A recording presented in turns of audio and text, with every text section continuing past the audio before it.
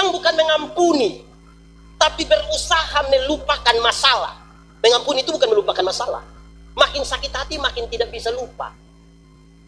Jadi mengampuni bukan lupa masalah. Mengampuni itu adalah membebaskan diri, menyambut dia kesalahan, sambil siap besok dia bikin kesalahan baru.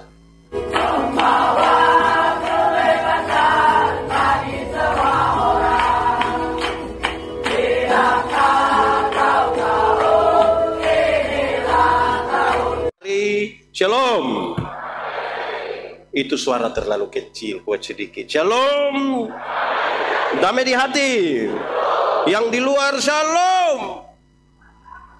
Damai di hati. Semuanya shalom. Damai di hati.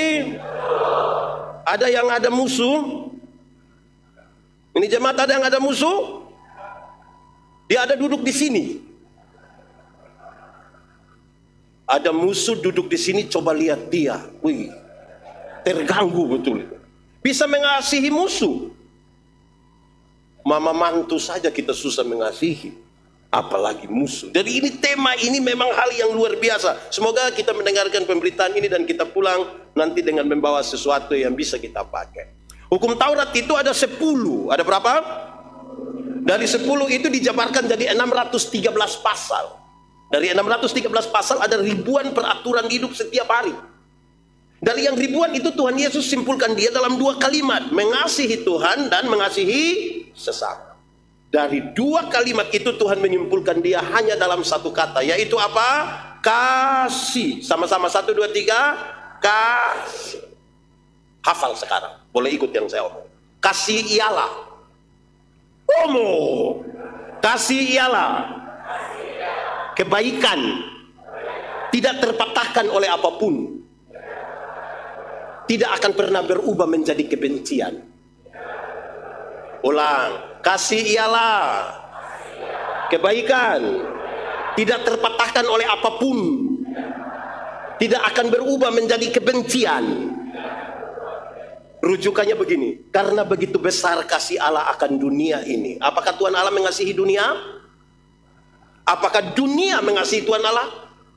Lalu apakah karena dunia tidak mengasihi Tuhan Allah berhenti mengasihi dunia? Apakah kemudian Tuhan Allah membenci dunia? Saudara lihat sekarang, kasih tidak terpatahkan. Sama-sama 1, 2, 3. Kasih tidak. Kasih tahu teman di sebelah. 1, 2, 3. Kasih tidak terpatahkan. Supaya jangan ada orang bilang begini, Pak Sekretaris, saya terlalu hormat Pak, tapi waktu saya tahu Pak punya sifat asli begini, maaf. Itu bukan kasih, tapi apa? Egois. Anak sekolah minggu? Di sini tidak ada anak sekolah minggu. Dorang menyanyi habis orang sebulan itu. Oh ada, anak sekolah minggu kita menyanyi lagu ini.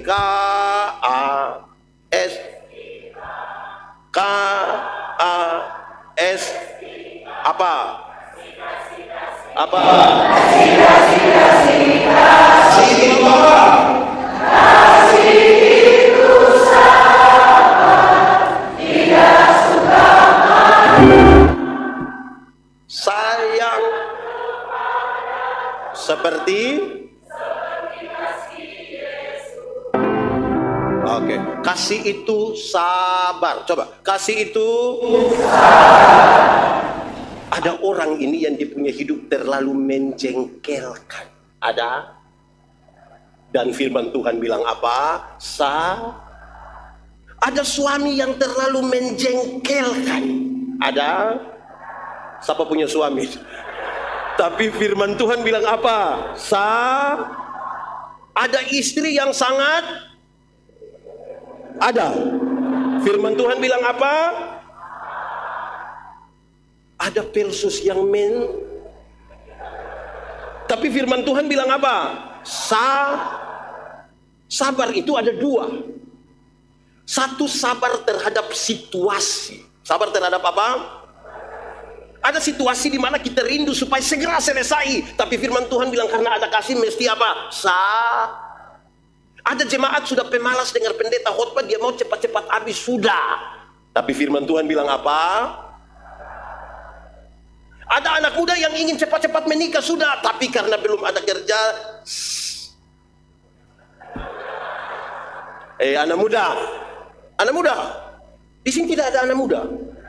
Ini omong-omong semua. Anak muda, jangan buru-buru menikah. Nikmati dulu masa muda, melayani dulu. Sebab kalau sudah menikah itu, cinta saja tidak cukup. Cinta saja tidak cukup. Siapa yang terlalu cinta, terlalu sayang, dia punya istri, terus dia cari orang yang punya toko, dia bilang, saya terlalu sayang, terlalu cinta, saya punya istri. Iya, jadi tolong susu 1 dos dulu. Tidak bisa. Pakai bayar. Yang dia punya nama bulan madu itu hanya 1 bulan. Masuk bulan kedua itu dia punya madu sudah habis. Itu tinggal lebas saja. Jadi kalau tanpa kasih itu kita repot sekali. Itu pertama, kasih sabar terhadap situasi. Yang kedua, sabar terhadap seseorang. 1, 2, 3, sabar. Ada mantu yang sebenarnya marah sekali dia punya mertua. Di sini ada tinggal 1 rumah. Menjengkelkan kan? Firman Tuhan bilang apa? Sabar. Ada orang yang hidup itu menjengkelkan sekali tapi sabar. Dalam komunitas berjemaat, ada orang yang kalau rapat itu dia hanya tahu protes saja. Ada di sini, dia pakai baju warna. Firman Tuhan bilang apa? Ada yang di rapat itu dia bertanya saja. Bertanya begitu rupa sampai jawab kembali dia pertanyaan. Di sini ada. Kita sebenarnya marah tapi firman Tuhan bilang apa? Ada yang usulan banyak tapi waktu kerja dia tidak datang. Ada juga. Firman Tuhan bilang apa? Ada yang usul semua hal tetapi dia sekikir tidak memberi sedikit juga. Ada di sini. Firman Tuhan bilang apa? Ada yang waktu kerja dia tidak ada tapi pas makan ada juga di sini. Kolom berapa itu? Firman Tuhan bilang apa? Sabar. Ada yang dia datang itu kalau lihat ada makanan dia hanya mau babung. Oh ada juga. Dia bawa kantong plastik. Memang firman Tuhan ini betul sabar. Lah, kok bisa begitu? Saya mau izin turun ke bawah. Tadi majelisnya bagian pendeta, jangan hanya di atas, turun-turun sedikit. Izin, Pak Ketua Pendeta, saya izin. Boleh dapat mic 1? Saya izin. Baik. Cik. Baik, sudah. Bapak Ibu semua shalom. Nama di hati. Yang paling bisa mengkonfirmasi tentang kasih, sebenarnya kita bicara musuh, tapi yang paling bisa mengkonfirmasi tentang kasih itu adalah ibu-ibu. Siapa? Saya mau tanya dulu, ibu-ibu, melahirkan itu sakit atau tidak? Terlalu sakit. Mau melahirkan normal atau abnormal tetap sakit. Ya sesar itu abnormal ibu. Waktu ibu-ibu sakit melahirkan, kami suami-suami tidak bantu. Kami hanya dari luar taruh tangan di kepala baru bilang Yesus. Tapi tidak. Sudah bilang Yesus lagi dia bayangkan kira-kira ini anak muka ikut siapa ini. Paling-paling. Sekarang saudara lihat sudah sakit melahirkan, harus bilang kepada anak-anak semua ini termasuk yang baju hitam. Waktu kamu masih kecil, kamu punya jam tidur, orang tua punya jam tidur, anak-anak punya jam. Banyak orang tua tidak tidur gara-gara kamu. 2:30 subuh juga masih ada orang tua gendong-gendong DP anak begini, betul. Dalam keadaan sempoyongan karena tidak tidur lagi. Seringkali ibu-ibu dipaksa menjadi penyanyi. Makanya seringkali ibu-ibu pelaku tidak bisa dipertanggungjawabkan. Kalau tidak bobo digigit. Padahal justru kalau anak bobo itu baru nyamuk gigit. Kalau anak ada lari-lari, nyamuk mana gigit dia tuh. Tapi mari kita uji sekarang tentang kasih. Anak-anak ini kan tidak ada yang lahir langsung bisa bicara. Di sini ada anak-anak yang lahir langsung bilang yes. Ada? Ada atau tidak? Orang tua ajar mereka bicara satu-satu suku kata. Ma, pa. Setelah ada orang remaja dari pemuda, ada suka beromong dengan papa mama, ada suka baca cerita. Lebih suka cerita dengan lihat tidak tahu bicara, orang tua ajar bicara, waktu lancar bicara tidak suka bicara dengan orang tua, lebih suka bicara dengan pertanyaan terakhir. Kenapa kasih makan dorang? Kenapa kasih makan? Coba bilang pada saya, kenapa sampai kasih makan dorang? Kasih tidak terpatahkan. Sama-sama 1, 2, 3. Kasih. Anak muda, kamu waktu lahir kamu tidak bisa jalan. Siapa yang diantara anak-anak lahir dan lain bilang, ada? Tidak ada. Orang tua ajar jalan, pegang di tangan baru bilang te. Nah, itu jalan belakang itu. Tapi setelah mereka sudah dewasa, sudah remaja, sudah pemuda, sudah bisa jalan, ada suka jalan dengan orang tua? Ada suka jalan dengan orang tua? Jalan di handphone? Orang lebih suka jalan dengan? Pertanyaan terakhir, tidak bisa jalan, orang tua ajar jalan. Sudah bisa jalan, lebih suka jalan dengan teman. Kenapa kasih makan dorang? Kenapa kasih makan dorang? Sama-sama 1, 2, 3. Kasih tidak terpatah. Tidak terpatah. Orang tua dulu selalu bilang begini, anak, asal kamu mau sekolah tinggi, biar kami orang tua ikat perut, tidak apa-apa. Pernah dengar itu kalimat? Orang tua kalau sampai omong ikat perut itu bukan berarti orang mau pakai stage, tapi orang utang demi anak-anak mereka. Kasih tidak terpatahkan. Sekarang kita lihat pembacaan tadi. Kalau kasihnya sudah seperti itu, sekarang dia bilang, kasihilah musuhmu, berbuat baiklah. Bagaimana sekarang kita akan melakukan itu? Dia kasih tahu 3 hal. 1, berbuat baik. Ada yang bisa buat baik buat musuh. Kasih musuh makanan boleh. Saudara mulai terganggu kan sekarang? Dia ingin sesuatu yang lebih. Kasih yang tadi tidak terpatahkan itu harus dilakukan dengan 3 hal yang tadi dia bilang. 1, berbuat baik. Bagaimana pendeta bisa berbuat baik? Bagaimana kita semua bisa berbuat baik? Jawabannya hanya 1. Perbuatan baik itu hanya bisa terjadi karena respon terhadap kasih karunia. Respon terhadap kasih karunia itu pemberian cuma-cuma. Pemberian cuma-cuma. Pemberian cuma-cuma itu kira-kira begini. Saya mau kasih pakai ini handphone, tapi tolong ganti 1.000. Itu cuma-cuma. Tapi kan hanya 1.000. Tetap bayar kan? Kalau begitu boleh dapat handphone, tapi tolong tutup pintu di sana. Cuma-cuma? Tidak. Ada jasa. Pemberian cuma-cuma itu dia kasih saja. Kasih saja. Apa maksudnya sekarang? Katakanlah kita dua ini, orang dua ini tidak aku kenal. Saya dapat dia nomor telepon, saya telepon dia. Pak, sebentar malam jam 12 tolong ketemu saya di depan rumah jabatan gubernur. Dia pergi atau tidak? Pergi atau tidak? Tidak. Oke. Kami dua tidak kenal, dia ada ayam 1 di rumah. Saya pergi ke dia rumah, kira-kira dia kasih ayam ke saya atau tidak? Tidak kan? Oke, saya ganti pertanyaannya.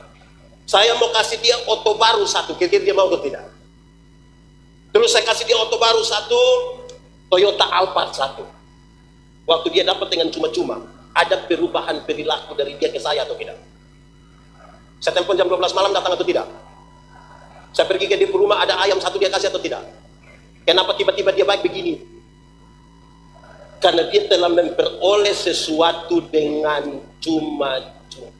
Hanya orang yang tahu bahwa Tuhan Yesus menebus dia dengan cuma-cuma, itu yang bisa membuat dia melakukan kebaikan bahkan terhadap musuh sekalipun. Makanya di akhir dari teks tadi kasih tahu, supaya dengan demikian kamu itu bisa tahu, orang lain bisa tahu bahwa kamu adalah anak-anak Allah yang telah menerima kasih. Itu 1 dulu, berbuat baik. Kedua, berdoa. Pernah berdoa untuk musuh?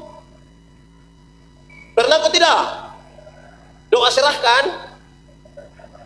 Pernah doa untuk musuh? Saudara-saudara, kadang-kadang kita doa ini terlalu egois. Saya lihat banyak orang kalau berdoa itu 1 menit pertama itu puji-pujian kepada Tuhan. Engkau Tuhan, engkau luar biasa, engkau dasar Tuhan, engkau baik. Itu 1 menit pertama. Masuk menit kedua itu daftar permintaan. Itu seperti proposal itu.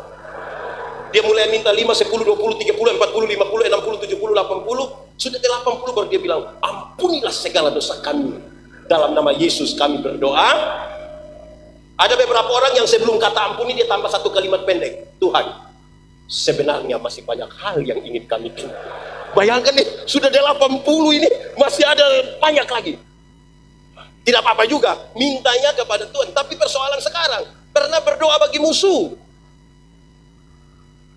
Itu jadi tantangan baru buat kita. Karena sulit sekali kita berdoa yang baik-baik untuk musuh. Nanti sebentar kita bicara bagaimana caranya. Ketiga yang harus dilakukan menurut pembacaan tadi adalah begini. Kalau ada orang menampar pipimu yang satu, berikanlah pipimu yang lain. Di sini ada yang bisa. Saya taruh dia di sini terus minta maaf pendeta, tambah di sini bisa. Dalam teks yang lainnya mau kasih tahu, kalau ada orang menampar pipimu yang kanan, berikanlah pipimu yang. Ini sebenarnya maksudnya begini. Kalau menampar pipi kanan itu ada dua cara. Pertama pakai tangan kiri. Tradisi Yahudi mengatakan tangan kiri hanya boleh dipakai untuk pegang barang yang haram. Kalau orang menampar pipimu yang kanan menganggap engkau haram, itu cara pertama. Cara kedua dia akan menggunakan punggung tangan kanan. Punggung tangan kanan hanya boleh digunakan oleh para tuan untuk menampar budak-budaknya. Sekarang Tuhan Yesus ajar, kalau ada orang menampar pipimu yang satu menganggap engkau haram atau budak, berikanlah pipi kiri. Supaya dia mau mengangkat tangan kanannya, dan di situ dia tahu bahwa di hadapan Tuhan kita sama. Di hadapan Tuhan kita sama. Jadi itu hanya bisa dilakukan oleh orang yang merasa dia sederajat. Kalau mau berbuat baik kepada musuh. Kalau kita sudah taruh status, satu lebih tinggi, satu di bawah, tidak bisa. Harus sederajat. Saya bilang di mana-mana, kadang-kadang orang ini punya cara sebut anak ini bermasalah. Saya tanya orang tua, Papa, anak berapa? Anak 4 orang pendeta. Sudah kerja di mana? Puji Tuhan pendeta, anak 4 orang yang 3 sudah di manusia. Anak 4 orang yang sempat jadi manusia berapa? Lalu yang satu mungkin pohon. Jadi cara pandang kita kepada kemanusiaan ini repot. Sekarang kita mengerti kasih di sini. Sebelum kita masuk pada hal praktis, saya mau kasih tahu. Kenapa saya harus mengasihi seseorang? Karena manusia itu tidak sekedar sebuah tumpukan material biasa.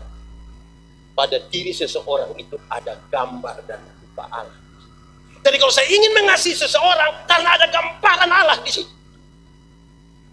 Supaya sekarang kita taruh diri kita yang sama. Tuhan bilang begini, yang berikut itu kamu mesti tahu. Kalau ada sesuatu terjadi pada orang lain dan engkau marah sekali, dia bilang, tanyalah kepada dirimu sendiri. Tanyalah, apapun juga yang kamu kehendaki supaya orang berbuat kepadamu, berbuat. Kalau saudara tidak ingin dimaki, jangan. Di sini ada yang biasa maki-maki. Ada kok tidak? Ibu-ibu atau bapak-bapak? Jangan suka maki-maki. Itu tidak enak sekali. Maki ialah mengeluarkan barang-barang yang tidak perlu dikeluarkan. Barang diam-diam di situ kita ngomong-ngomong sebagai apa? Kalau ada anak kecil baru belajar maki, tanpa kita setuju kita masih bisa mengerti. Dan ini anak tidak mengerti bahasa. Anak kecil itu kalau selesai mandi, biar tidak pakai apa-apa, orang tua punya tamu ada, dia bisa keluar jalan begini. Kan dia tidak mengerti kan? Tapi coba dia punya papa, coba. Mandi habis begitu, terus ibu-ibu WKI ada latihan lagu di situ. Baru dia keluar. Hai besti, wah. Itu bisa hancur itu. Jangan begitu. Apapun juga yang kamu kehendaki supaya orang berbuat kepadamu, berbuatlah demikian. Kalau saudara ingin dihargai, maka kalau saudara ingin dicintai, maka hal itu begitu serius. Oh, cintailah.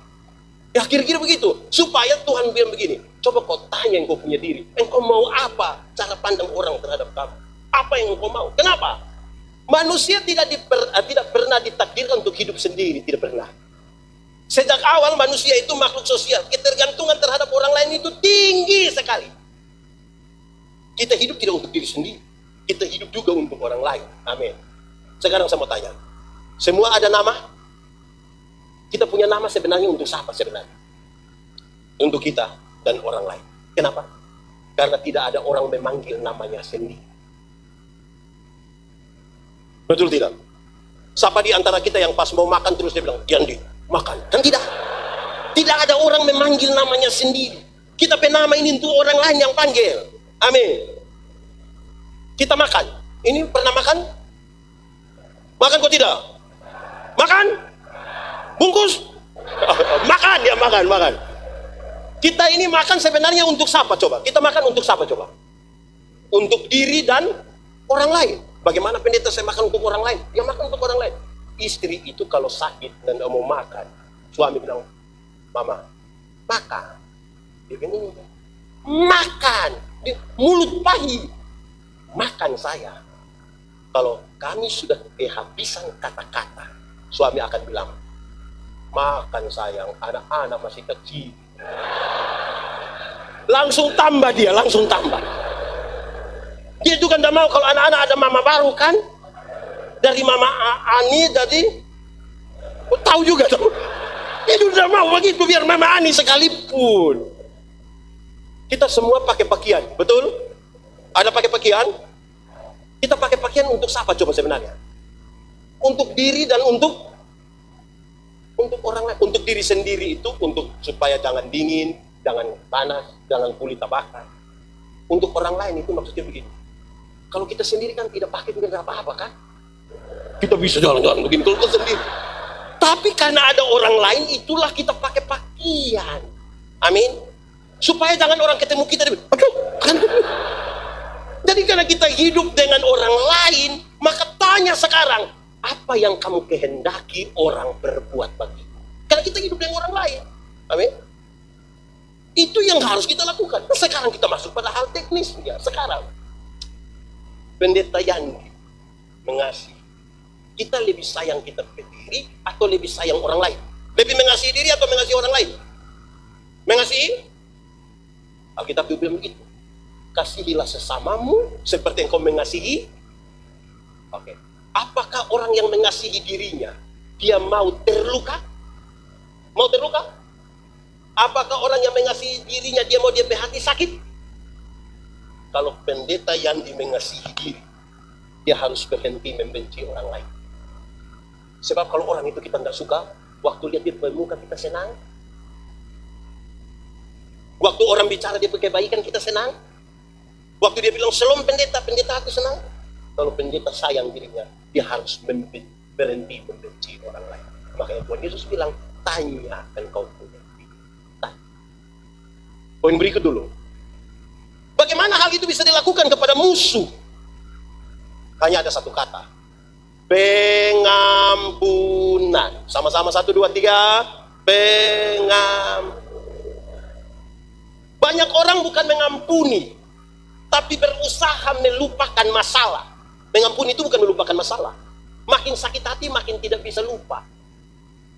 Jadi mengampuni bukan lupa masalah. Mengampuni itu adalah membebaskan diri, menyambut dia kesalahan, sambil siap besok dia bikin kesalahan baru. Berapa kali harus mengampuni? 70 kali? Bukan soal 490. Angka 7 dalam Alkitab selalu berarti sempurna. Karena itu, mengampunilah terus menerus. Karena tiap hari kita ketemu orang. Tiap hari ketemu orang, apakah setiap orang punya kewajiban berbuat baik kepada kita? Tidak. Di rumah istri satu. Di rumah istri satu, anak 3 saja, orang bisa berpakai lain. Apalagi keluar ke kolom, sudah 25 kakak. Keluar lagi ke RT. Makin banyak orang yang kita lihat, makin banyak yang kita jengkel. Tanpa pengampunan. Tidak bisa. Tidak bisa. Tuhan Yesus ajar kalimat ini sangat baik. Ampunilah kami akan kesalahan kami, sama seperti kami mengampuni orang yang berbuat salah kepada kami. Dia kasih turun sedikit kalimat yang begini. Tuhan, ampuni Yandi seimbang dengan Yandi mengampuni Pak Sekretaris. Seimbang. Jadi kalau Yandi mengampuni Pak Sekretaris 2 kali, Yandi mendapat hak untuk diampuni oleh Tuhan berapa kali? Tapi kalau Yandi tidak mengampuni Pak Sekretaris, Yandi harus berdoa, Tuhan, mohon maaf, tolong jangan ampuni Yandi dulu. Karena Yandi belum mengampuni Pak Sekretaris. Boleh begitu? Boleh. Ini tantangan juga buat kita ini. Kita ini bisa marah semua orang, bahkan orang yang kita tidak kenal pun kita ikut marah.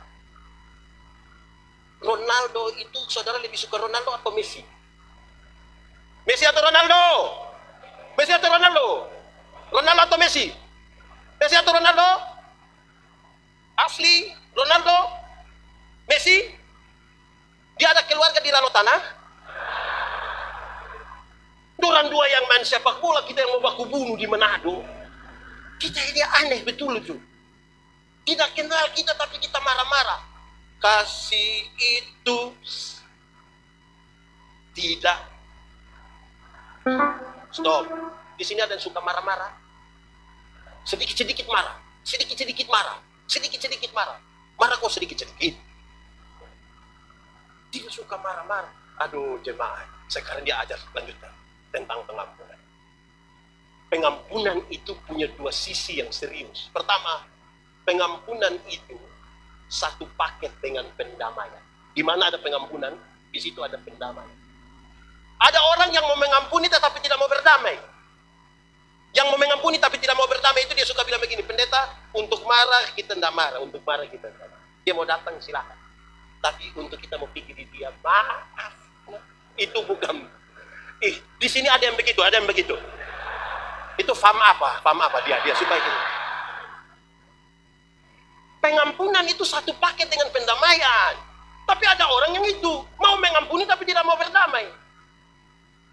Ada yang kebalik dari itu, mau berdamai tapi tidak mau mengampuni. Yang mau berdamai atau tapi tidak mau mengampuni itu macam anak-anak kecil kalau main kelereng. Kelereng di sini bilang apa? Apa? Kerikil. Pokoknya kelereng lah. Anak kecil kalau main kelereng, orang dua berkelahi kan dia bapak datang dia begini. Damai. Ini engkau punya saudara. Besok-besok engkau sisa bukan kelereng yang bantu, saudara yang bantu. Ayo damai.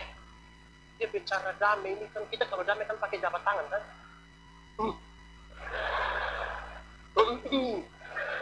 Di sini ada begitu. Yang damai pencitraan ada. Dia pelsus. Tidak. Ini saya. Ini tepuk tangan kenapa? Jadi bagaimana mengampuni, bagaimana mengasihi musuh harus sama-sama 1, 2, 3. Pengampunan bukan melupakan masalah, bukan. Pengampunan itu membebaskan diri. Saudara lihat, kalau kita tidak mengampuni, kepahitan itu ada di sini. Belas sama balas dendam itu amarah yang meluap-luap itu ada di hati, betul tidak? Pengampunan itu mendorong keluar itu amarah. Pengampunan itu mendorong keluar itu kepahitan. Pengampunan itu mendorong keluar itu emosi yang meluap-luap. Hati yang bersih itulah yang Roh Kudus masuk di dalamnya. Buah ada. Amin. Makanya jangan suka marah. Bebaskan kita punya diri. Ada orang yang saudara tidak suka di sini, coba saudara lihat dia, coba saudara. Kenapa ini semua lihat saya? Saudara tidak suka saya. Karena itu pembebasan. Dia tidak boleh pada hal-hal yang teoritis. Tuhan mau supaya kita melakukan dua hal dalam pembacaan tadi. Yang pertama dia bilang begini, kalau engkau ingin mengasihi musuhmu, yang pertama harus berlaku positif. Berlaku positif. Positif itu kira-kira begini. Tuhan tidak hanya menemukan janganlah. Bukan, dia bilang begini, lakukanlah. Itu positif. Janganlah. Dan dia tidak bilang itu negatif sekali, melarang. Tidak, dia bilang tolong lakukan. Saya mau tanya dulu, di sini kakak adik aman-aman? Kakak adik aman? Dengan mertua aman? Ipar-ipar aman? Pertanyaan ini membuat saudara punya suara kecil sekali.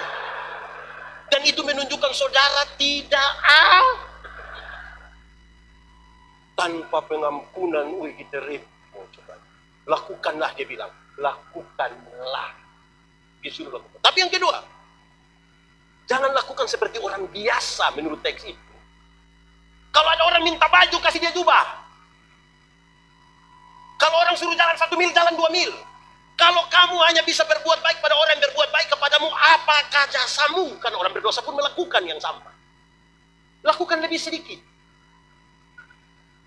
Kita mau makan, terus ada yang datang, ambil kita ke makanan. Kita tanya dia, mau tambah? Bisa. Boleh. Saya lihat saudara berat sekali di sini. Wih, memang sakit, tapi yang dia minta begitu. Lakukanlah sesuatu ekstra. Saudara tahu, hanya dengan kasih tadi kita bisa melakukan. Saya melayani di satu tempat. Orang mau saya tinggal di rumah jemaat. Oke, jemaat ini senang sekali pendeta yang mau tidur di sini. Dia tanya pada panitia, siap apa di pendeta kamar ini? Sudah, yang penting ada di situ tempat tidur. Oh, itu orang terlalu baik. Dia siap semua. Sabun ada, sikat gigi ada, tempat tidur, selimut, tambah satu, sisir. Waktu saya lihat ini sisir ini, saya dalam hati dia maksud apa ini?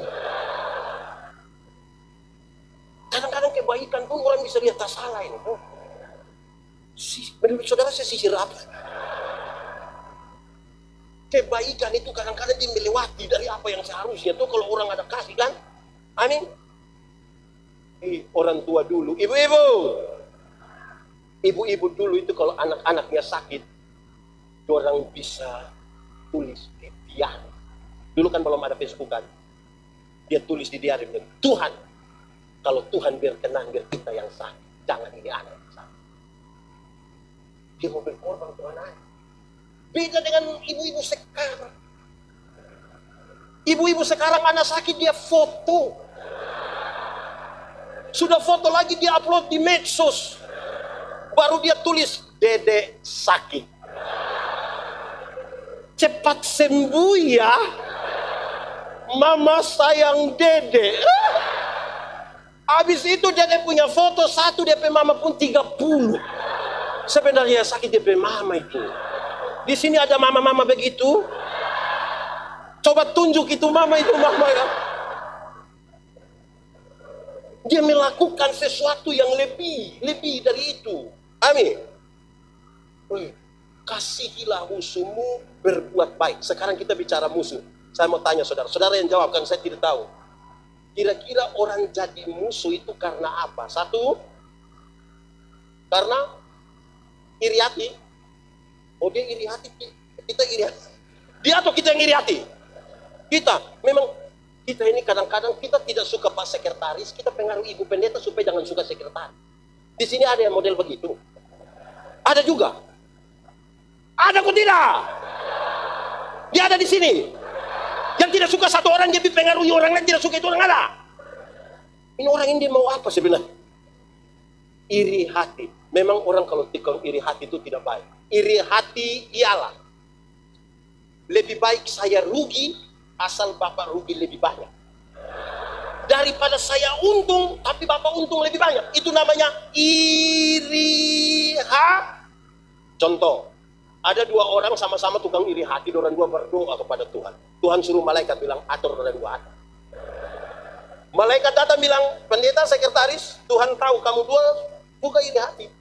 Jadi karena itu hanya satu yang boleh berdoa, yang satu tidak usah doa. Tapi yang berdoa dia minta apa, yang tidak doa akan dapat 2 kali lipat. Jadi kalau yang berdoa pas sekretaris minta motor 1, maka pendeta dapat motor. Ngoni 2 siapa mau berdoa? Dua tidak mau. Oke, sekarang tarik lot. Waktu kami buat tarik undian, ternyata pendeta yang harus berdoa. Ini saya pikiran ya. Kalau pendeta minta kaya, sekretaris lebih kaya. Akhirnya sudah pendeta berdoa, Tuhan kasih pendeta mata buta 1. Kalau pendeta buta 1, sekretaris buta.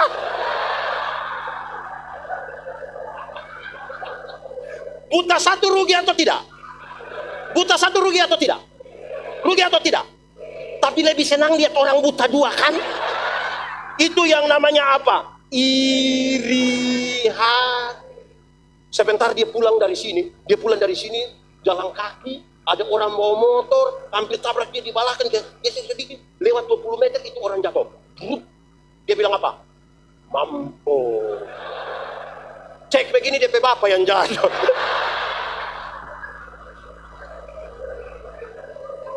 Senang sekali lihat orang susah, Dan susah sekali lihat orang di Bethesda ada. Ada? Dia duduk di situ atau di balkon? Jemaat, jangan sampai orang lain yang beli kulkas, ngana yang kedinginan, lama-lama beku nanti. Orang lain yang kredit motor, dia yang tidak bisa tidur di rumah. Dia bilang, ibu cek dulu, cek apa? Dia kredit kah, cash kah? Orang punya. Di sini ada begitu, ada juga. Dia duduk di. Makanya Tuhan aja, coba tanya engkau punya diri, coba tanya apapun juga yang engkau kehendaki. Sudah, itu pertama. Musuh bisa jadi karena apa? Iri. Kalau ada yang suka iri hati, habis ini doa lepas. Siapa tahu besok apa? Besok apa? Kedua, orang bisa jadi musuh karena apa? Satu tadi iri hati, kedua apa?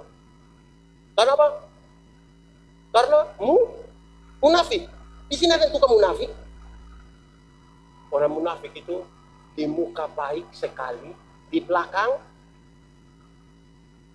di muka dia aman-aman. Dia urus ke mama mantu, dia urus baik-baik. Mama mantu sedih-sedih, mama mantu biar mau kasihan kita pe anak mantu urus kita biar. Nah apa-apa memang orang anak mantu mesti urus.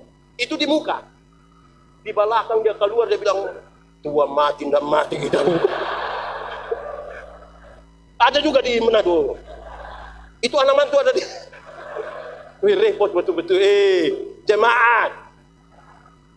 Orang tua itu lahirkan kamu banyak-banyak, orang tidak pernah titip kamu di mana-mana. Titip di mana-mana. Tapi anak-anak yang sudah sukses bisa sepakat titip DP mama di. Pendeta mau kasih tahu, yang sudah titip atau rencana titip batal, sudah batal. Karena apa? Karena apa? Hidup ini hanya berulang kembali. Ini hari kita titip orang, besok-besok kita be anak titip kita. Apapun yang kamu kehendaki orang perbuat kepadamu, amin kan? Saudara bilang tidak amin, ini amin. Jadi itu yang harus dilakukan. Kamu tanya, berapa bersaudara? 2, berapa bersaudara? Berapa bersaudara? Berapa bersaudara?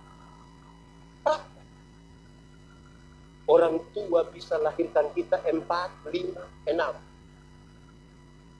Tapi 4 orang yang besok-besok sukses, belum tentu bisa urus mama yang kaya.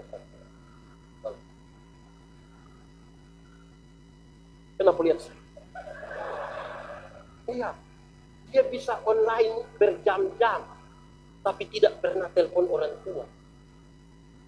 Nanti orang tua mati dulu baru dia telepon berulang-ulang. Jangan kubur dulu sebelum saya sampai di situ. Mau kasih tahu siapa? Yang begitu. Di sini ada yang begitu. Ada yang orang tua masih hidup, keluar tolong dia peluk dia, tolong telepon, tolong minta maaf, supaya kita tahu kita juga besok-besok nanti kita menyanyi satu lagi lagu dunia, tapi biar kita menyanyi di gereja ke apa izin. Kasih ibu ke tak terhingga sepanjang hanya memberi, tak harap kembali. Bagi apa? Menyinar.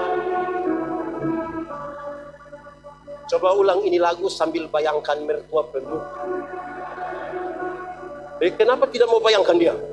Kasih kepada siapa? Sampai kapan?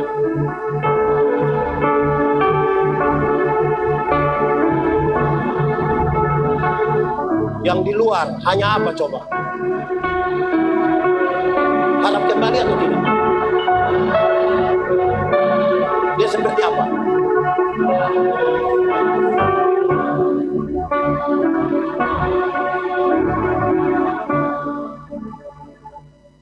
Ini lagi baru sengaja bikin muka sedih-sedih. Lihat orang tua masih hidup itu. Jangan kita bicara musuh dulu. Orang tua masih hidup itu tolong perhatikan. Orang tua susah tidak pernah kirim beras. Tidak pernah kirim minyak sedikit di zaman ada susah ini. Tapi orang tua mati dia bawa babi besar. Itu jauh utang. Sampai sana sengaja pukul babi. Anak baik ini. Dia dikasih orang tua jas. Kasih pakai sepatu. Ini orang tua hidup. Tidak pakai sepatu jalan kaki. Tidak ada alat segi jari-jari terbuka begini. Pas mati dia beli sepatu baru katanya kalau beli untuk orang mati jangan tawar. Nah sepatu mana mau masuk di jari yang begini? Akhirnya dia sandar. Ada harga lagi di sini. Repot kita pun hidup ini. Jadi tanya ulang, apapun yang kamu perbuat, yang kamu rindukan orang perbuat kepadamu, tolong lakukan. Saya tidak tahu di mana ada, di beberapa tempat saya ketemu saudara-saudara. Ketika ada kematian, ada yang itu petitar orang tua berpakaian, ada yang taruh Alkitab baru. Di sini ada yang dia hidup saja dia tidak baca. Sekarang dia so mati baru kita suruh dia mau baca. Aneh kita otak ini. Jemaat yang sudah baca kasih habis Alkitab boleh angkat tangan. Ada 1, 2, 3 saya barangkali, 4, 5, mungkin 1%. Saya mau kasih tahu. Yang so baca kasih habis saja belum tentu mengerti.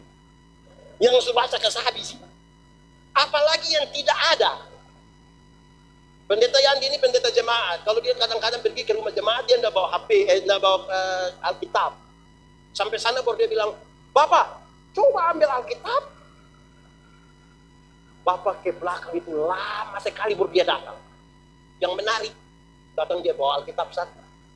Dia Manobe, tapi di Alkitab tulis Manopo. Ini pasti pinjam.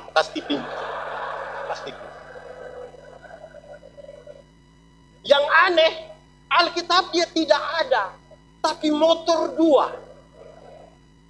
Ada juga begitu di Manado. Di Bethesda ada.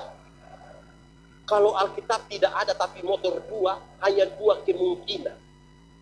Kemungkinan pertama Alkitab lebih mahal dari, sehingga dia bisa beli motor tapi tidak bisa beli. Atau kemungkinan yang kedua dia so hafal kasih Alkitab. Jadi kita di kemungkinan pertama atau kedua. Repot itu sudah. Jadi kalau kita tidak punya itu, kita mau belajar apa? Pada akhirnya kasih itu sebuah tindakan. Tidak ada laki-laki yang dia suka itu perempuan, dia datang dan bilang, saya terlalu suka. Harus ada tindakan kan? Untuk melakukan sesuatu sebagai bukti dari kasih. Karena itu dia tanya 2. Pertama, apapun juga yang kamu perlu, coba tanya dirimu apa yang mau orang berbuat padamu. Tapi yang kedua, dia harus mengampuni. Dan pada akhirnya sebuah tindakan, bukan kata. Saudara, zaman sekarang yang sudah maju begini saja, orang iri hati tadi ada, orang yang munafik itu ada. Sepanjang hidup dia tidak urus orang tua. Nanti pas orang tua meninggal, baru dia sengaja duduk paling depan. Pejabat datang, dia sengaja menangis paling depan. Suruh dia diam, itu pencitraan itu. Amin, sudah 2. Musuh bisa 1 karena iri hati. Kedua karena. Ketiga apa lagi? Sebut 4, suruh mau 3 ini. Ketiga apa? Orang bisa jadi musuh karena apa? Di sini ada yang sombong. Banyak yang sombong. Ada di sini. Orang sombong itu susah duduk sama-sama. Karena orang sombong itu suka cerita tinggi di langit. Betul. Ada 3 orang yang sombong, sama-sama suka cerita tinggi, sama-sama tukang pancing ikan. Orang 3 duduk bercerita begitu, yang satu bilang begini, kalau pancing ikan di sana, kita baru buang 1 mata kail, 3-4 ekor ikan datang sekaligus. Yang kedua bilang, itu kurang. Kalau dalam pancing di sana, itu belum buang itu mata kail, kita baru buang 1 mata kail, yang 3-4 ekor ikan itu bahwa memang dia istri anak 1 kali. Yang satu dia juga tidak mau kalah, dia bilang, ngoni tua punya itu kurang. Kalau pancing di sana, itu balon buang itu mata kail, ikan-ikan suka luar. Kau bilang, om pancing tidak dulu, om. Coba 3 orang ini kasih duduk ikut rapat majelis, coba. Baku bunuh atau tidak? Baku bunuh atau tidak? Ini orang sombong itu sangat sulit untuk hidup sama-sama dengan orang lain. Terlalu sulit. Ada juga ipar-ipar yang sombong kok. Orang dua ada anak. Ipar satu ada anak, dia juga ada anak. Sama-sama umur 1,5 tahun. Datang arisan keluarga, dia sengaja tanya, anak so bisa apa? Terus dia bilang, belum, ini anak masih belajar jalan, masih belajar. Kita pe anak so bisa tari balet, bahasa Inggris, bahasa Perancis semua. Ngoni punya nggak bisa begitu karena dia kurang gizi. Tuan. Saudara bisa bayangkan keluarga mana bisa utuh dengan yang model ini? Saudara lihat kalau orang sombong, orang tinggi hati. Suami istri pernah bertengkar, atau orang di sini tidak pernah ada bertengkar suami istri? Pernah bertengkar? Waktu bertengkar suami mengalah duluan atau istri mengalah duluan? Istri atau suami? Suami atau istri? Istri atau suami? Suami atau istri? Kadang-kadang kita sama-sama tahu bahwa mengalah itu baik, tapi waktu suami istri bertengkar, dua-dua tidak mau mengalah. Malam suami tidur di kebun dengan ular. Kalau terpaksa tidur sama-sama, suami hadap kiri, istri hadap, baku ngomong kok tidak? Bangun pagi istri tetap bikin kopi, tapi tidak antar. Dia panggil anak kecil satu, baru dia bilang begini, anak kasih papa juga. Papa terima kopi di ruang tamu, papa bilang, mama yang suruh. Ini anak dari ruang tamu datang, dia mama tanya, papa bilang apa? Ada juga begitu di sini. Dengan istri saja dia tidak bisa mengampuni, tapi cita-cita memenangkan Indonesia bagi dia. Cerita tinggi. Dia mulai dari rumah. Saya nasihat banyak suami, saya bilang, suami-suami. Suami-suami.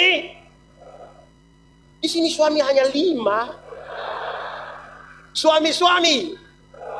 Saudara bertengkar dengan teman kantor itu ringan, dia beban. Jangan coba-coba bertengkar dengan istri, bebannya berkali-kali lipat. Bangun tidur, dia ada di sebelah. Bolong sisir rambut. Kita pergi dapur, ada dia atau tidak? Ke ruang tamu dia ada atau tidak? Di ruang keluarga dia foto yang paling besar boleh lihat gitu. Jangan coba-coba bertengkar, cari mas. Karena itu bikin baik-baik toh. Amin. Suami istri aman. Saya lihat kayak kurang aman. Nah, kita ada di 193 tahun. Pendidikan sebenarnya. Pekabaran Injil itu banding mulai dari pendidikan. Gemit juga begitu. Buka sekolah-sekolah duluan, baru kemudian berita. Kalau kita bilang belajar, kita hafal dulu. Hafal, ikut pendeta omong. Belajar ialah perubahan tingkah laku. Dari tidak tahu menjadi tahu. Dari tidak bisa menjadi bisa. Belajar itu punya 4 tingkatan. Berapa tingkatan? 1. Belajar untuk tahu. Sama-sama 1, 2, 3. Belajar untuk tahu itu bagus. Saudara bisa dapat informasi dari banyak sumber. Dari guru, dari Google, dari buku, dari pengalaman. Silakan. Belajar itu baik. Tapi itu tingkatan paling dasar. Itu tingkatan terbaik. Kedua, belajar untuk tahu dan melakukan. 1, 2, 3. Belajar untuk tahu dan banyak yang sudah tahu tapi belum tentu bisa melakukan. Kalau ada 100 orang yang sudah tahu, batu uji dari pengetahuan adalah tindakan. Dari 100 orang waktu kita suruh coba, tetap atau turun? Turun juga. Orang tanya saya, orang tanya kita, pendeta, waktu kita bawa materi tentang berkhotbah, orang tanya, pendeta, khotbah yang baik itu yang bagaimana? Saya bilang, kau maksud apa? Dia bilang, khotbah yang baik itu tulis atau enggak tulis? Berapi-api atau berair-air? Saya bilang, khotbah yang baik itu bukan soal tulis atau tidak tulis, bukan soal berapi-api atau berair-air. Khotbah yang baik itu omong apa buat itu. Jangan omong lain, naik lagi. Belajar untuk tahu, untuk bisa melakukan, tapi bisa hidup dengan orang lain. Sama-sama, 1, 2, 3. Belajar untuk tahu, untuk bisa melakukan, tapi hidup dengan, ada yang bisa hidup jadi sendiri. Tidak mau bergabung dengan orang lain. Bikin diri inti. Tidak ada orang yang bisa dekat dengan dia. Dia rasa pintar sendiri dan seterusnya. Kegagalan. Kalau sudah tahu, mesti berbagi. Bisa hidup dengan orang lain. Ini zaman ini bagus juga. Tapi kita punya egois itu makin tinggi. Makin tinggi. Semua pegang handphone kan? Handphone itu berhasil mendekatkan yang jauh, tapi menjauhkan yang hari Minggu dapat kesempatan sama-sama dengan keluarga, pergi di kawasan, di apa lagi? Apa? Di Mantos. Mau makan, suami, istri, anak, 4 orang duduk, tidak baku ngomong. Masing-masingnya. Lama-lama gila. Hidup itu interaksi sedikit dengan orang lain. Jemaat, kata kunci dari relasi itu adalah komunikasi. Menara Babel itu tidak selesai dibangun bukan karena kurang uang, bukan karena kurang tenaga kerja, bukan karena kurang material, hanya karena terputusnya komunikasi di antara mereka. Jadi jangan coba-coba hidup sendiri. Komunikasi. Saya berkhotbah, saya bilang begini, tempat komunikasi terbaik bagi keluarga itu di meja makan. Duduk di situ, kasih mati itu handphone semua. Bicara suami, istri, anak-anak.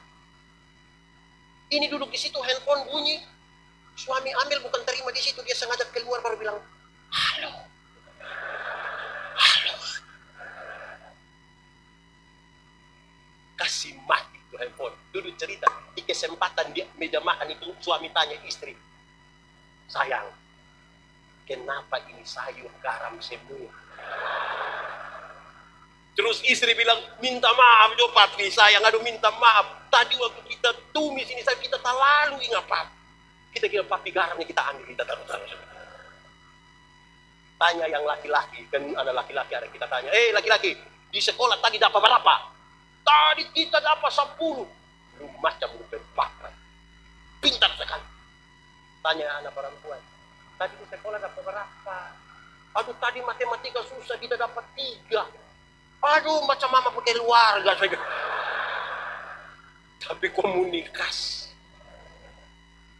Komunikasi. Jangan berusaha hidup sendiri. Majelis tadi saya datang ini 2 kesenangan betul. Saya senang sekali. Datang ini majelis jemaat di belakang ini bisa baca berita, bagus itu kok. Aman kok tidak kalau begitu. Tepuk tangan dulu kasih. Itu bangga sekali saya. Kebanggaan yang kedua, Ibu Pandita, memang saya baru pernah ketemu betul. Jemaat di sini rajin-rajin gereja semua. 5:30 10 ini. Aduh, kita tepuk tangan dulu ini. Wih, ini masuk surga semua, ini masuk surga semua. Wih, tiap minggu begini dunia sedikit lagi kiamat di sini ini. Memang rajin-rajin begini bagus kan? Ini rajin betul. Jangan berusaha sendiri-sendiri. Hidup tuh rame-rame, berkumpul-berkumpul. Orang tua dulu ajar kita tentang kebersamaan toh. Nah, itu ketiga. Keempat yang paling tinggi. Belajar untuk tahu, untuk bisa melakukan, hidup dengan orang lain, tapi tetap menjadi diri sendiri. Itu paling tinggi dari sebuah pelajaran. Sama-sama 1, 2, 3. Untuk tahu, untuk bisa melakukan, hidup dengan orang lain, tapi lebih realistis yang kita punya. Jangan berusaha hidup jadi orang lain. Jangan berusaha jadi orang lain. Menipu diri itu berat. Jadilah diri sendiri. Tidak usah paksa diri. Itu belajar yang paling tinggi. Dan itu sangat praktis bagi kita. Saya bilang tadi, iman itu, nilai itu pada akhirnya kasih itu sebuah tindakan. Nah, tindakan kita apa? Cukup menjadi diri sendiri. Hari ini saudara-saudara, kadang-kadang kita merasa kalau kita jadi orang lain itu lebih bangga kita pilih. Jadilah diri sendiri. Orang kadang-kadang bilang saya, bilang pendeta, yuk, kenapa hidung begitu? Kenapa saya begitu? Itu muka hidung semua. Kasihnya saya hidung, kenapa? Ada satu hari saudara, kami berdiskusi. Ada sebuah gejolak di bangsa ini. Terus ada sebuah diskusi tentang merawat kebinekaan. Pendeta Yandi diminta sebagai salah satu yang jadi narasumber. Pergi di satu kota, saya pergi pakai celana jeans, pakai patch, tangan baju. Terus ada bot di sini. Pimpinan agama dong hadir di situ. Terus pas datang MC bilang begini, oke, mari kita semua berikan aplaus salah seorang narasumber. So datang, orang tepuk tangan, tapi yang lain lihat saya suka. Waktu pas mulai materi saya bilang begitu, baik, materi ini kita mulai dengan teka-teki. Materi dimulai dengan TK, habis TK,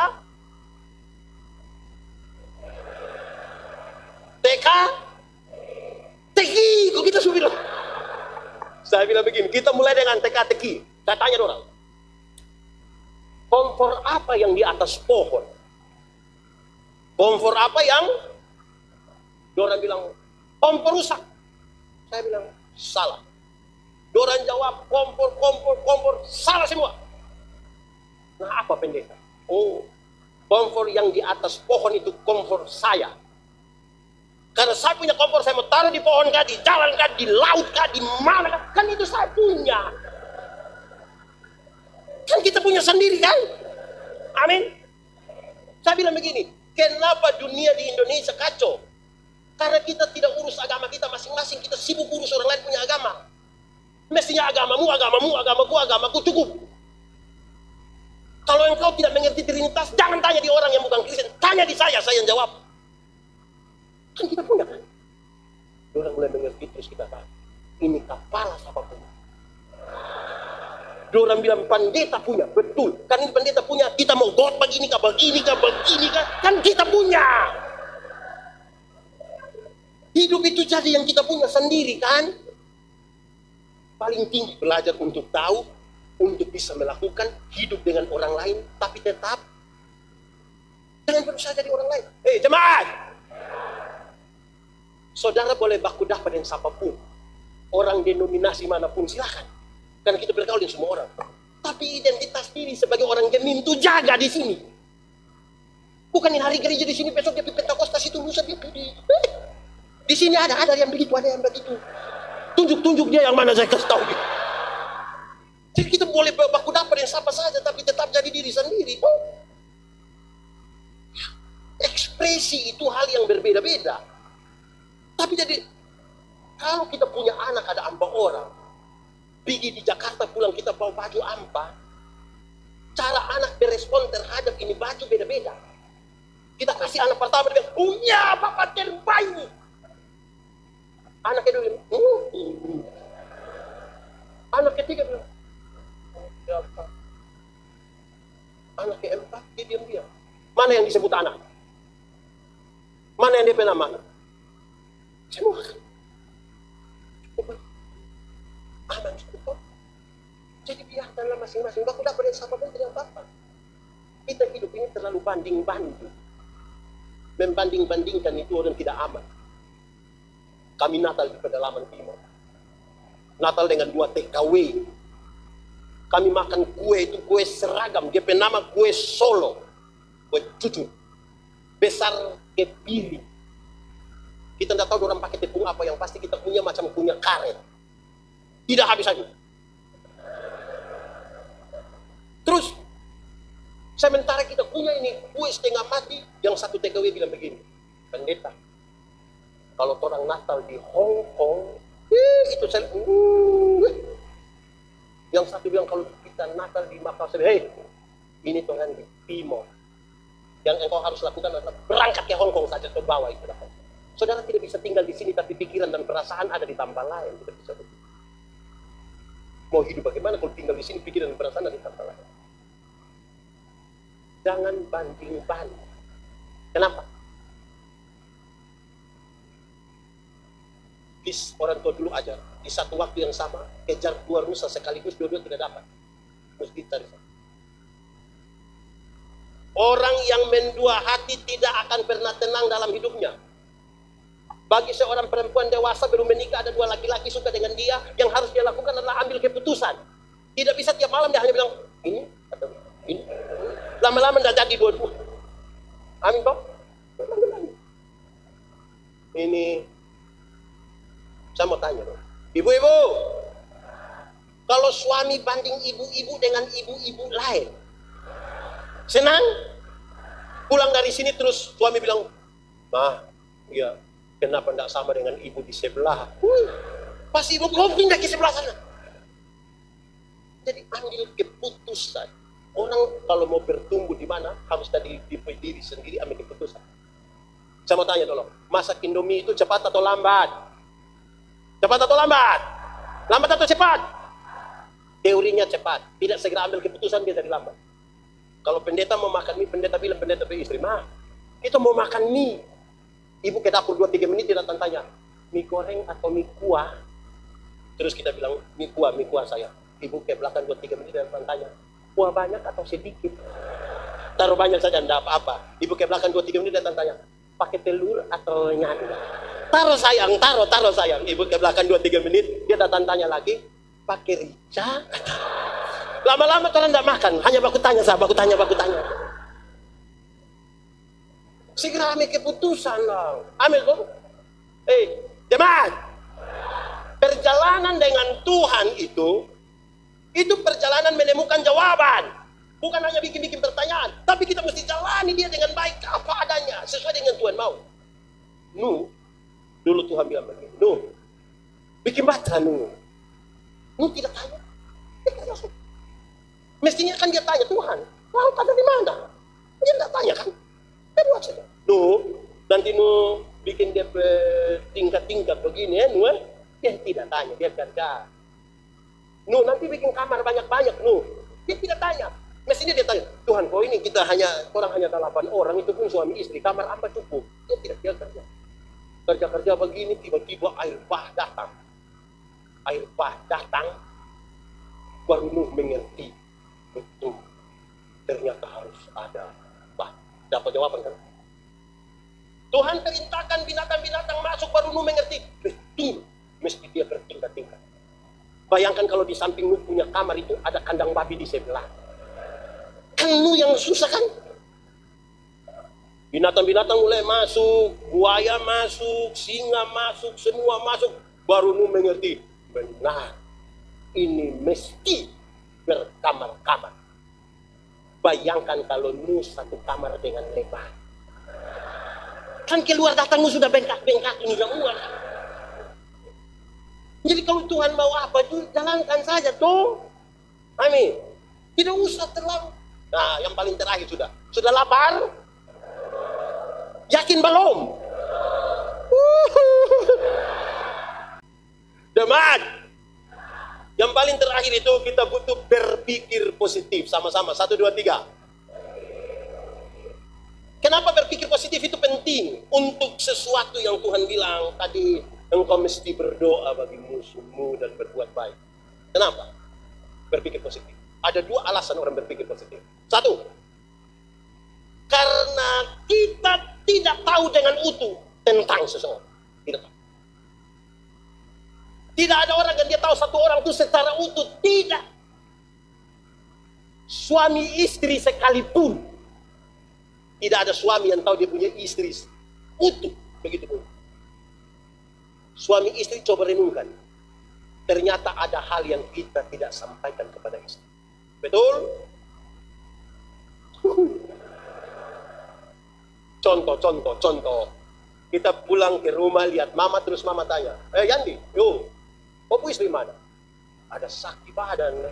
Terus mama bilang begini, sakit badan dasar perempuan malas sakit badan. Terus kita pulang, istri tanya, Papa sudah pulang? Iya. Mama bilang apa? Kita kasih tahu, yang bilang perempuan malas. Ada kasih tahu begitu. Ada kasih tahu. Mama ada salam, cepat sembuh mama bilang. Kita tidak tahu seseorang dengan utuh. Makanya butuh berpikir. Yang kedua, kenapa mesti berpikir positif? Karena manusia punya potensi berubah. Manusia punya potensi. Contoh, sekarang ini kan grup WA banyak toh. Alumni Samrat, alumni SMA, sekarang alumni TK saja ada di grup. Terus di grup alumni itu tiba-tiba ada yang muat foto begini. Selamat ya, selamat ya, selamat ya. Ada yang japri, ada selamat apa itu? Enggak tahu. Kita pun teman itu sekarang sekda dia. Taman yang mana? Itu taman SD dulu. Yang mana yang itu? Oh, yang waktu itu kita tolak-tolak dia pesta begini. Iya. Nah, saya mau tanya, dia yang dulu bodoh-bodoh itu bisa berpotensi pintar atau tidak? Bisa berubah jadi pintar atau tidak? Kita yang dulu ranking-ranking di sekolah karena mama yang guru di situ.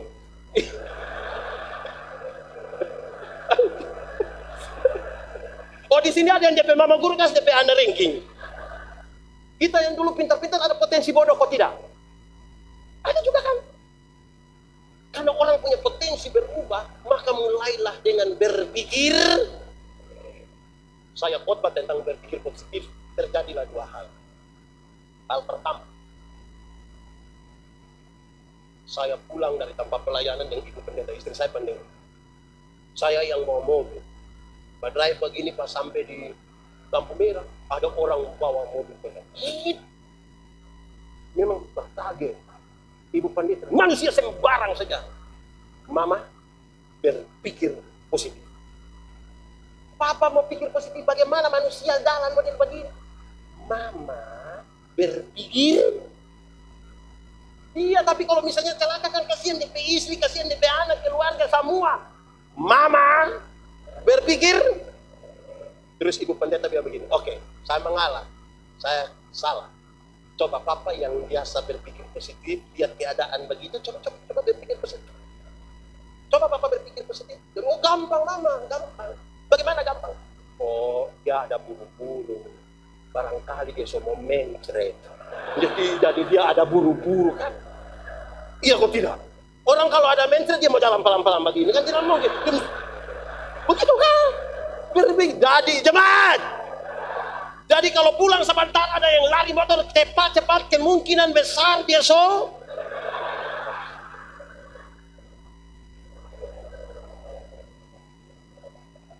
sama juga kan. Pas ibu pendeta pimpin, ibu pendeta bilang, saudara-saudara, mari orang satu hati dalam doa syafaat. Pas orang mau berdoa kan, pas separuh tutup mata, separuh kan bilang, betul? Di Bethesda ada? Kemungkinan besar dia mau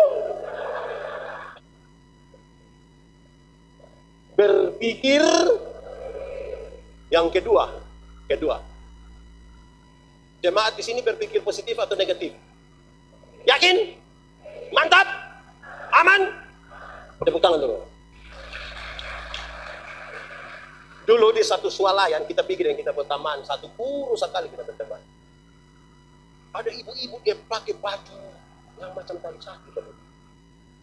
Dia lihat kita berteman, begini dia lama-lama dia bilang, malam bisa bilang, bibi siapa? Malam kalau mau pergi, om, malam-malam dia sepi lembu. Kalau mau pergi ini alamatnya jam 7. Jam 7 malam ini anak datang ketok pintu, itu ini buka pintu.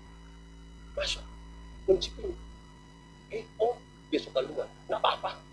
Dia keluar begini, nanti pagi baru dia datang. Adik mau minum apa?